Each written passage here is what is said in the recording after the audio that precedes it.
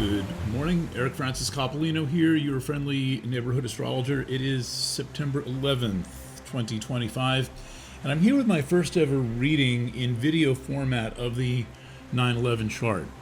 I'm somewhat new to making these kind of astrology presentations in video, and I'm kind of amazed I haven't thought of it before, but here we are today, and I'll have the chart on the chart cam in a second. But first, a few thoughts about interpreting an event chart. So first of all, you need to have the date and time of the event correct. There's no question about this. We have this from multiple sources. 8:46 a.m. Eastern Daylight Time. I think it's actually something like 8:46 and 12 seconds, according to the seismic readings, when we are told that Flight 11 struck the North Tower of the World Trade Center and subsequently led to the tower falling down, allegedly so. That is another matter, but we're here to read the chart of the initial incident at the outset. And the incident at the outset is important because that is what astrology mostly concerns itself with, is conditions at the beginning. And so we study the conditions at the beginning to understand something about what we are looking at. This is a branch of forensic astrology. Sometimes it's called mundane astrology. Because I'm an investigative reporter, I tend to practice it as forensic astrology. And the 9/11 chart is an absolutely classic example chart. If I were teaching a course in mundane astrology, I could easily devote a week to this chart, like 3 separate precept groups or discussion groups on this, because there is so much to it. And it is one of the classic charts basically in the history of mundane astrology. There are few better. It is so striking, and yet in a way it's so simple and elegant the way that it makes its case. So when we have a chart, the question is, what's the question? There has to be a question about what we're talking about. Astrology in many ways is observer mediated. It's a little like that thing in quantum physics where the observer changes the outcome of the experiment. And it requires quite a bit of discipline, and I would say, moral structure to be able to read the chart subjectively in a way that is balanced and not really objective, but encompassing and bringing in the many factors. I have written much about this chart. I'm going to add 2 of the classic articles. I forget what they're called. I sent one to my friend Steve the other night. But I want to just walk you through this chart and point out some of the features. But we do need a question, and I think the question is, who did it? We were told straight away that it was a terrorist act, and Osama bin Laden's name was in the press before the office paper settled down from flying around above New York Harbor. So we were told one thing, and the question is, well, but who did it? And so we look to astrology to go behind the scenes, to go behind the curtain, to investigate what you might think of as the implicate order, something closer to the level of the original architecture of the experience. While we are on that, I want to say this. There are people who think, oh, the chart is so perfect, someone must have timed it. Someone must have done this. There are professional astrologers who say, oh, clearly this is the evidence of someone having done it. That is a complete misunderstanding of the purpose of astrology. The purpose of astrology is not to spot the work of other astrologers. The purpose of astrology is to look at something and say, what is this thing? And when astrology works, the chart is almost always representative of that thing. And so no more than we say of a person, wow, this birth chart really fits the person. The mother must have planned the cesarean section for exactly that time. It's a ridiculous notion to think that these kind of things are planned. Furthermore, even if an event like this were planned, involving the seizure of airplanes and 1,000 variables, all of which could have gone wrong, there would be no practical way to time this kind of event down to the minute. And what we have in the 9/11 chart, which I'm now calling the trauma bond with the world chart, based on an article that I've written today, this chart works down to the minute for reasons I'll get into. So remember, our question is, who did it? And then what else can we learn? One last thing, it's impossible to read the entire chart in one presentation. So I'm going to point out about 3 or 4 factors that I think are the most important, starting with, I'm going to go in order of the highest priority down a few layers.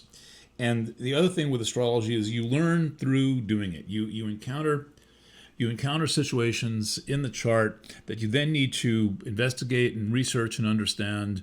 And I realize there are many people who are not going to follow anything that I'm saying, but the way that you learn is you follow along. And just like you don't need to understand music theory to enjoy a song, you can still watch this explication of the chart. And because it's now a matter of record with comments open and open to the entire astrology community, anyone is free to comment and to refute my theory of what this chart is about, may do so openly. And if you do refute the theory of what I think the chart is about, it must be on the same terms as I'm expressing, which are going to be the terms of classical horary astrology as practiced in the 18th century. 1647, that's the 17th century. When the first classical textbook about horary came out, called Christian Astrology by William Lilly, it included a section on natal and quite a bit about how to read the chart for all manner of questions. And so again, our question here is, who did this? Let's see if we can get some information about who did it. Okay, so let's see. How am I get myself into the frame here, get this microphone positioned correctly. All right. So here's our trauma bond chart. Usually this chart says September 11th, 2001, but I have that's 24 years. That's getting old. I have changed the name. Now, also remember, this is the chart for the murder of 3,000 people. That whoever, whyever those buildings fell down, there were approximately 3,000 people, including firefighters, EMS workers, and police officers in those buildings. And then additionally, subsequently, the soot and the smoke contained asbestos and dioxin, and now there are said to be some 50 or 100,000 deaths associated just from exposure to the fumes. By the way, on the morning of September 10th, Planet Waves had on its cover a dioxin and asbestos warning. I have been inside those towers, and the asbestos was this thick on some of the beams in there. Okay, so that said, we are dealing with a death chart. We're looking at a murder chart. And the question is, who committed the murder? Who did this? So straight away, the first thing one would notice with this chart is, and I will raise this up here so we can get a better look at it, is in the ascendant, in the east, Mercury is rising. That number 14 will only last for about 3.5 or 4 minutes. So this is a very close conjunction with Mercury at 14 degrees and 17 minutes and the ascendant at 14 degrees and 22 minutes. This is a crazy coincidence. This is a conjunction within 5 degrees. The closest conjunction that astrology recognizes is an 11 arc minute conjunction, a tiny a fraction of a degree. This is within half of that. So this is well within the range of the closest conjunction acknowledged by astrology. 5 arc minutes. Just take a look at those numbers. You do not have to do math here. Just read the location, 1417 and 1422. That is Mercury, the winged god. Mercury is a messenger, and we cannot miss the fact that the message was delivered by airplanes which have wings. Those little hooks off the top of Mercury represent wings, or he doesn't have antlers, so they are the wings on the winged god Mercury. So we know there's a messenger, and that the message is being delivered by airplane and murder. The next thing we might notice is, well, it depends on what you check. Some people check the moon very quickly. We notice that the moon is void of course. We'll come back to that. That's just a very odd condition where big things can happen that have tremendous impact, but usually are kind of missed over. So that's not the most important factor I want to get at. Let's stick to the Mercury pattern. So Mercury is in the sign Libra. You may know that Mercury is the ruler of two signs. Mercury rules Virgo, and Mercury rules Gemini. The 12th house, which is this zone here, basically all of Virgo, is the house of the secret enemy. This is straight out of William Lilly, and it is an understood precept of horary that houses contain topics.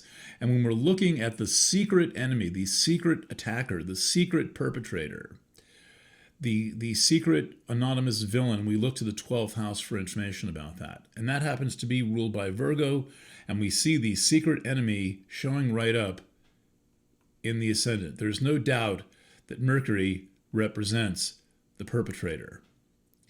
But when we study Mercury, we also see that Mercury is in a trine to Saturn. Now, Saturn's the planet of authority. It's the planet that represents the government. It's the planet that represents parental authority. And it also happens to represent structures. And in Gemini, we have the perfect image of twin structures. Gemini is a sign of the twins.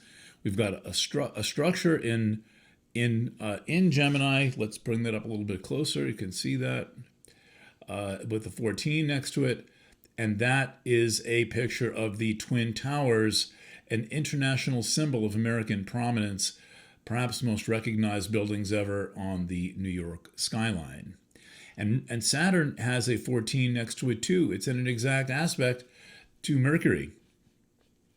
And by exact, I mean to the degree. So we have Mercury trine Saturn. Now, in addition to representing the Twin Towers, which are a symbol of American dominance and prominence and government, Saturn itself represents the government in any chart where the government is a question. And there are planets that have natural affiliations with things. And one of the natural affiliations that Saturn has is with matters of the structure of society, and in particular the government. And it's curious right away that we have this 120 degree trine aspect, which is an aspect of cooperation and collaboration between the government and the terrorists. We are already in deep water, or shall we say, the notion that that this was some kind of a surprise thing is coming under question in the first 3 minutes of reading this chart, because the planet for the terrorists, Mercury, ruler of the 12th, is in the sign is trine Saturn, the planet that rules the government. Now, it's also interesting that Saturn is in Gemini, and Mercury also rules Gemini. And though you may not know about it, Saturn has what's called dignity in Libra. Saturn is exalted in Libra. I consider the exaltation to be a form of rulership.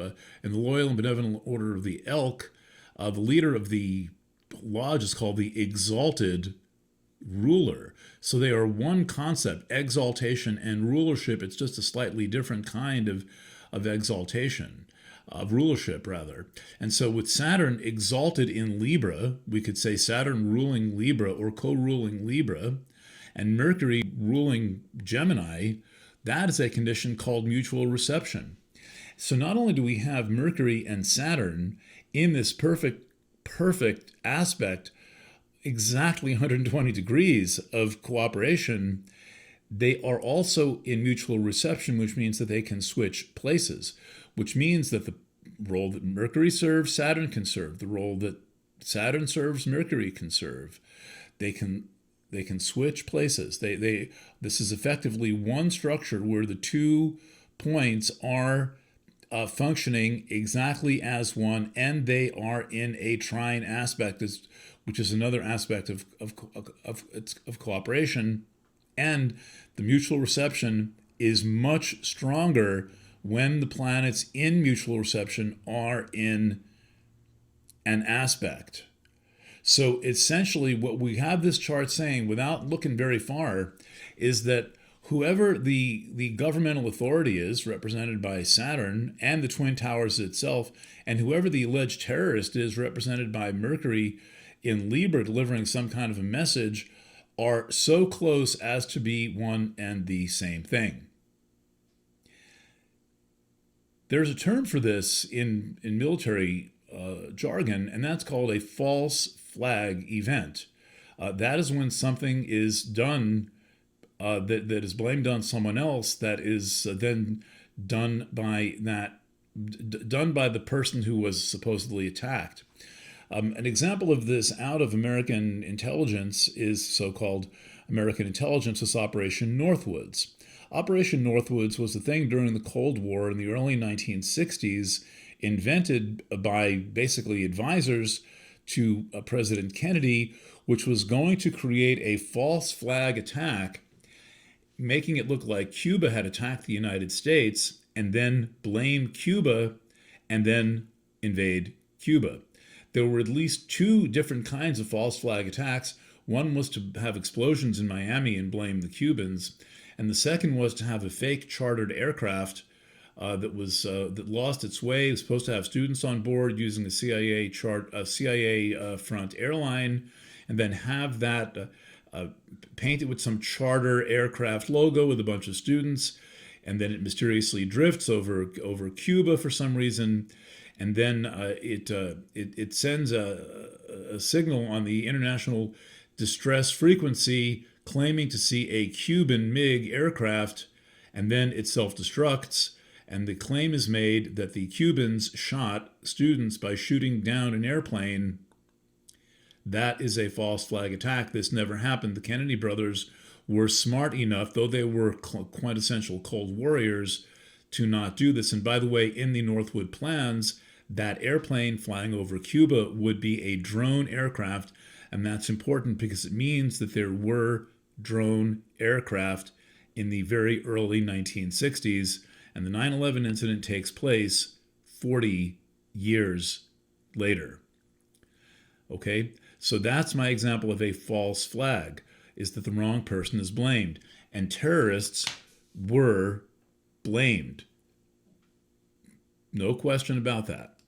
The way this was spun was that the U.S. was attacked, which means from the outside, by hijacked jets, which destroyed the towers and hit the Pentagon on Day of Terror. Can't really see it. I managed to save this.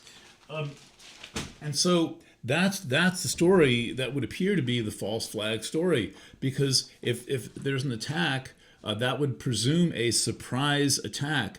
But if the planet above the government and the Twin Towers is in perfect cooperation with the planet representing the terrorists, that can't be much of a surprise. And when we start looking into what is actually known about this incident, we find out that even the government admits that the board was flashing red all summer, that there was all kinds of chatter about this, and that 1 month earlier, President Bush, in his CIA daily briefing, had been warned that Osama bin Laden will strike in the United States. My contention is that that in itself was designed to keep Bush in the dark. I have a theory that a lot of people don't like, which is that the top guy is always left out of these false flag and completely criminal operations, because the president has to have plausible deniability. The president has to be able to get up there and say, we don't, I'm totally shocked. We have no idea what this was. Whereas the vice president's not the one speaking. The secretary of defense is generally not the one speaking. The attention goes straight to the president. And that meant, in my view, you may not like this. You may think that George W. Bush is a bad guy and therefore he knew and all of that. I will say that he was left in the dark. Where do we find that in the chart? Well, the official chart, the official house of the presidency is house number 10. This is house 10. House 10, right at the top. That means right at the top. 10. I mean, look at it, right at the top. There is the sign Cancer on this house. That means that the moon rules this house. That means that the moon is the president. That's a fitting image for George W. Bush. But what we find, interestingly, is when we look at the condition of the moon is void of course. That the moon has got the highest degree of any planet, 28 degrees in 5 minutes. You can see there's nothing else in the chart that has a degree value that high. And so when you have the chart representing the official president, that is to say, George Bush, W, void of course, it means that he's kind of out of it. He was down in Florida reading to students about their pet goat. And I personally think that this is an indication that he was not aware, and there's political reasons for that too, which I've gone into. But when we find out that Capricorn is the sign of the government, and it's also, in this house, the sign of the shadow government. It's at the bottom of the chart. It is what you might call the deep state. This is the deep side of the chart. And so when we look at the ruler of Capricorn, that brings us back to our old friend Saturn, which is innately the ruler of the government, in this case, the shadow government of the fourth house ruled by Capricorn. Okay, I think I've made my point more or less on that matter of the mutual reception, the total cooperation between the shadow government and the alleged terrorist. A couple of more points. This is some kind of an old plan with Mars lingering around on the south node. Note the node is stationary direct; it's not retrograde, and this is old. I don't have any special interpretation of that except to say that's what it is. A couple of other points. This chart has Libra in the ascendant, and one of the things that you can go to with the ruler of the ascendant, which is Venus, we haven't considered Venus yet, is what's that about? To me, Venus represents Venus in Leo, proud, in the sun, in the 11th house of society, represents the American people. The American people are kind of like the basically hapless victims of all of this. We had no way to know what was going on, and the American people pay the price. I hope I'm not getting too deep here to say that Venus is in the degree of the 8/11/99 massive solar eclipse. It is as if it falls down a black hole, and this is how you can see an eclipse having effects years after the eclipse happened, sometimes even decades. And the Sabian symbol here for Venus at 18 and change of Leo is a houseboat party. The American people are just busy living their lives, going to work or having a good time, or whatever people do. And there you have it. You can keep reading this. Eris, which was not discovered at the time, shows up in the 7th house of open enemies. And Eris is mythologically the invoker of chaos and is said to be bloodthirsty and lustful for war. Kind of perfect thing to have in the 7th house. So I don't want to lay too much astrology on you here. There's more than enough that I've got more than enough than I've gone over, and I just want to go over again the starting place. And watch this video a few times. The chart is available on the Planet Waves article. I've made the decision to leave that article open access because in 2 days it's going to be forgotten. So please, if you appreciate this kind of astrology work, subscribe to everything, subscribe to the channel, upvote the video, and please subscribe to my Substack. It took me 24 years to learn how to read. It took me my whole career to learn how to do this, and I can explain it in a lot less time than that. So let's go back to the beginning. We have Libra rising. By the way, beautiful, picture-perfect day.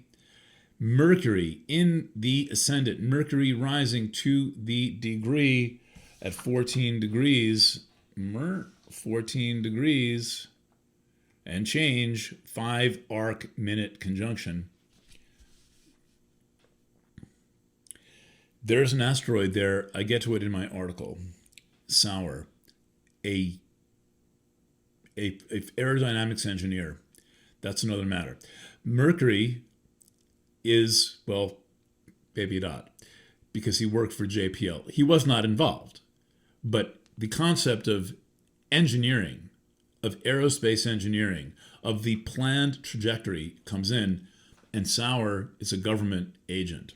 But anyway, Mercury is exactly trying the planet of government. The terrorist, Mercury, is exactly trying, cooperating with the planet of government. 120 degrees to the degree, that alone is astonishing. Then we find out that Mercury rules Gemini. Saturn is exalted and rules Libra. Because they are in one another's signs, that is called a mutual reception. They stand in for one another. They are able to take one another's place. Technically, the term is mixed reception, but we don't need to get too hairy about this.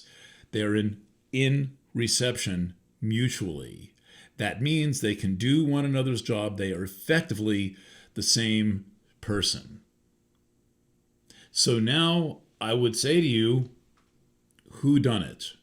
When we look at the videotape and we find out that the buildings, all three World Trade Center buildings, fell at free fall speed, as if nothing was beneath them, the same speed at which this pencil falls, because there's nothing beneath it. And we find out from architects and engineers for 9/11 Truth that airplanes cannot take down buildings. They're just going to stand there and burn. But in the case of World Trade Center 7, it was not struck by an airplane, and it mysteriously fell down. Well, we now have a chart, but we have considerable evidence in support of the chart's theory that very simply 9/11 was a false flag event. If you know astrology, if you know horary, if you studied Lilly, Cornelius, there's other horary master, I'm drawing a blank on one of their names. Please enter your thoughts and suggest why or why not this doesn't work. One last thing. This all took place during the Saturn-Pluto opposition. The Saturn-Pluto opposition goes straight across the ascendant of the U.S. chart. But that's another video, maybe for next July 4th. All right, signing off from the Harshaw House on the morning of September 11th, at right in the anniversary to the hour. This incident happened at 8:46 a.m. Thank you for enduring this explication of bad news, and I'll see you somewhere else on the internet with my weekly horoscope and weekly article. All right, lots of love, and bye for now.